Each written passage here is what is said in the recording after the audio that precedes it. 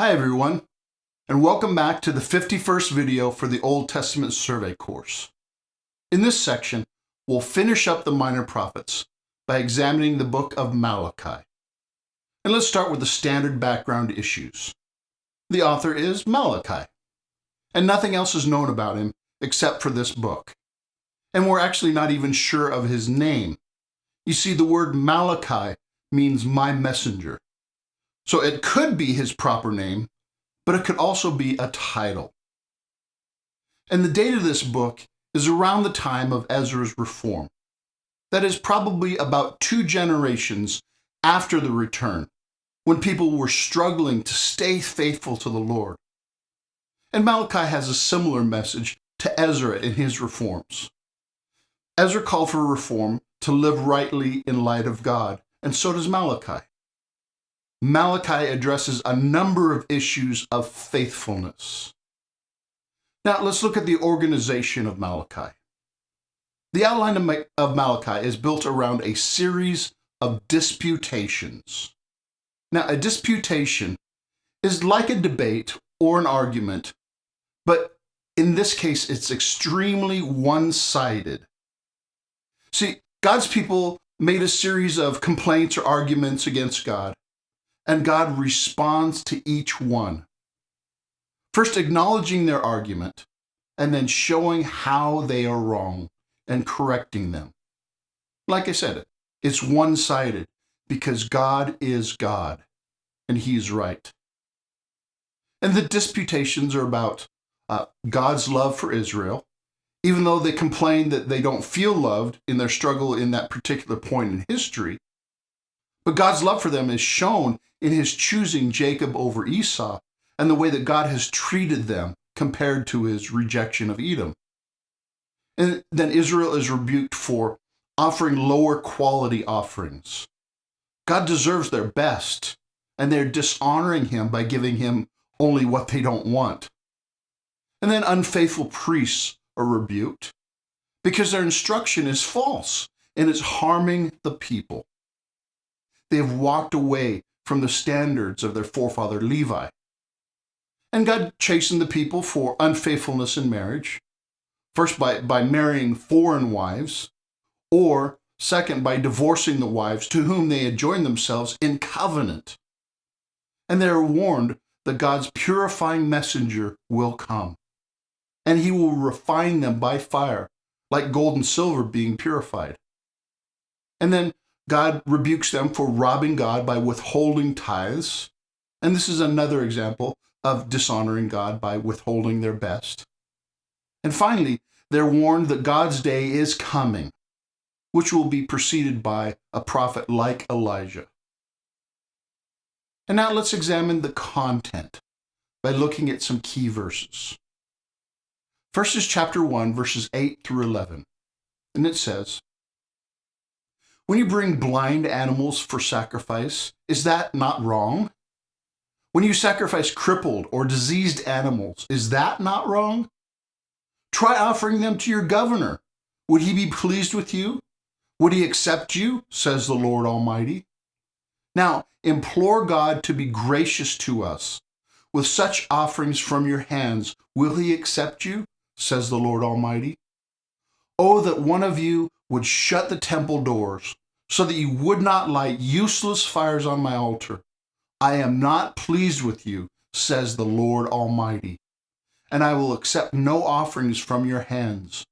My name will be great among the nations, from the rising to the setting of the sun. In every place incense and pure offerings will be brought to my name, because my name will be great among the nations, says the Lord Almighty." In this passage, God rebukes the people for offering second-class offerings that were damaged or blemished. To give God second best is to say, in essence, that God is worthy of second best, which is to say that God is second best, which is absolutely not true. God deserves our best because He is best. His name will be great in all the earth because He is great. And it's offensive to Him when His people think and act in a way that makes him seem like he is not great. And next is chapter 2, verse 17. And it says, "You have wearied the Lord with your words." How have we wearied him, you ask? By saying, "All who do evil are good in the eyes of the Lord, and he is pleased with them." Or, "Where is the God of justice?" Now, in this passage, the Lord rebukes the people for turning his standards on their head.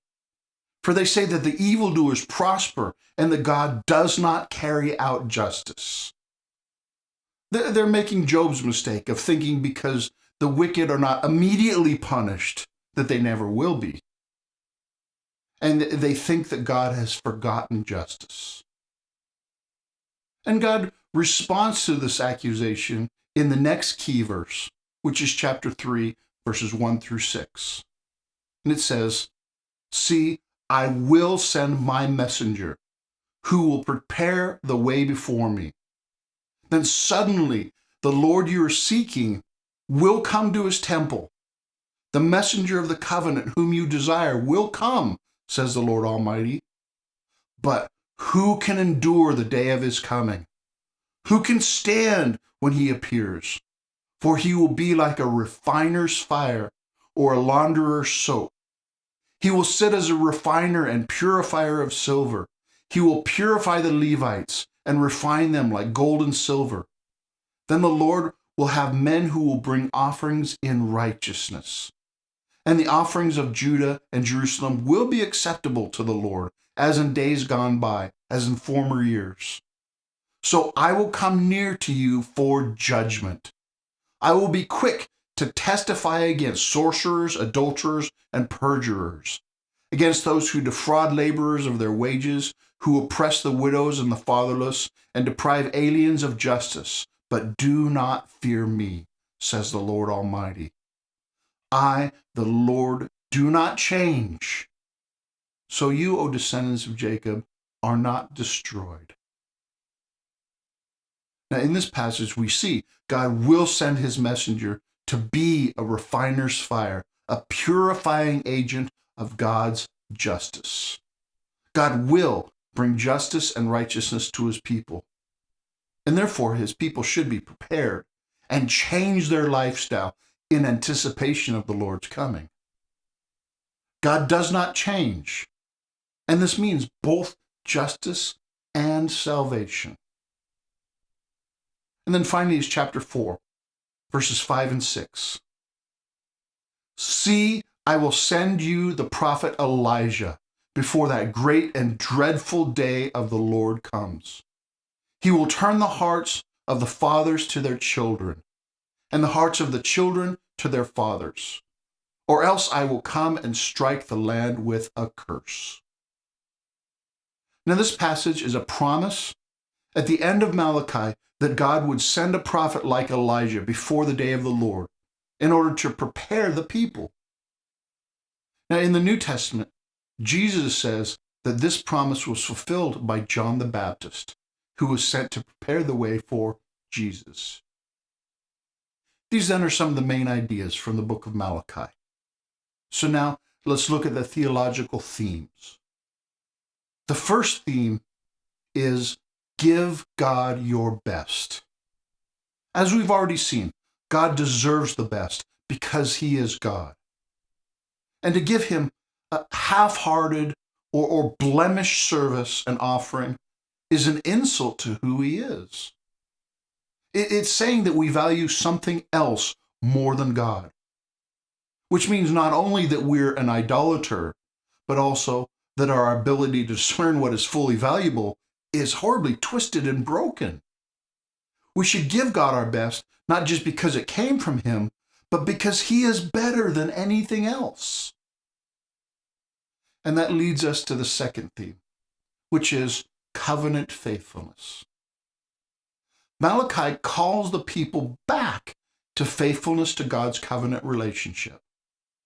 They were breaking a variety of the covenant stipulations because in their hearts they had already forsaken the covenant. They didn't do the things that God asked because they'd ceased to care about God in the manner that they should. And they need to return to God, and then faithfulness to his covenant and stipulations. And then the third theme is the reason that stands behind the first two themes. And this is that the Lord is great, and his name is great. Now, a few key places in this book, God reminds his people that he is great over all the nations, and his name will be great in all the earth. They will know that he is Yahweh. This is to correct their perspective of what is truly real and valuable, and to help them conform their affections and their lifestyle to the appropriate response to his greatness and his covenant. Okay, so now let's review. First, we'll review the organization of Malachi. And all I'm requiring you to memorize is that Malachi is a series of disputations. And now let's review the themes of Malachi. And they are: give God your best, covenant faithfulness, and Yahweh is great. And now, because Malachi is the last of the minor prophets, we'll play the game of guess the one-word summaries for all of the minor prophetic books. Feel free to keep score at home, and remember, the one with the most points is the winner. Okay, the first book is Hosea, and I've chosen the word adultery because God uses the literal adultery in Hosea's family to teach a lesson about the spiritual adultery of Israel. And then the next book is Joel, and I've chosen the word locust because in Joel, the locust plague is the major event that God uses to teach his people about the greater coming judgment and rescue that follows. And the idea of a locust plague is unique to Joel, so that'll help you remember. And next is the book of Amos. Now, there are a number of good possibilities to choose for this book, but I chose the word justice. Because in Amos, a big part of the book is God calling his people to exercise justice with one another as an outworking of their righteous relationship with him. And the next is the book of Obadiah. And I've chosen the word Edom because Obadiah is a message of judgment specifically aimed at the nation of Edom. And then is the book of Jonah. And no, I didn't choose the word whale because Jonah is so much more than just Jonah's ride in a big fish. I've chosen the word missionary because this story highlights God's missionary heart by rebuking Jonah for not sharing God's mission to make his name known to the nations, even to the enemy nations. And then is the book of Micah. And the one-word summary for this book is lawsuit. Because Micah's oracles are in the form of a covenant lawsuit, as we saw when we studied that book. Then is the book of Nahum. And I chose the word Nineveh. Obviously, because Nahum is a message of judgment specifically against Nineveh. And next is the book of Habakkuk. Now, there are a few good possibilities for this book, but I chose the word trust. Because the message of Habakkuk is that God's people need to trust him, even in crazy, overwhelming circumstances, when it seems like God is allowing injustice. And then is the book of Zephaniah. And this is a tough one. Now, whenever I kind of play this game in a classroom setting and have students guess, some student will eventually guess Day of the Lord, because that is the main theme, the main idea and message of the book of Zephaniah. However, obviously that's more than one word. So I have gone with the word day of the Lord. Okay, I cheated. But hopefully this will help you remember the main idea of the book of Zephaniah. And then is the book of Haggai. Now, the word temple is a good possibility, but I've chosen the word priorities because this seems to be the immediate message to God's people, to put him first. And then is the book of Zechariah. And I chose the word Messiah because all of Zechariah is looking forward to the restoring of God's kingly rule, and it centers around the Davidic king, the Messiah. And many of the verses of Zechariah are quoted in the New Testament as being fulfilled by the Messiah, Jesus. And then finally is the book of Malachi. And I've chosen the word disputations because Malachi is a series of disputations where God corrects his people and calls them back to faithfulness. Wow, well, we made it. This is the last of the minor prophets, and it's the last book of the Old Testament. However, this is not the last section of this course.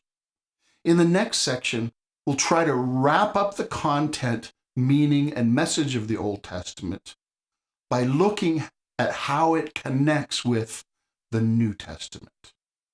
So I'll see you there. Thanks for watching.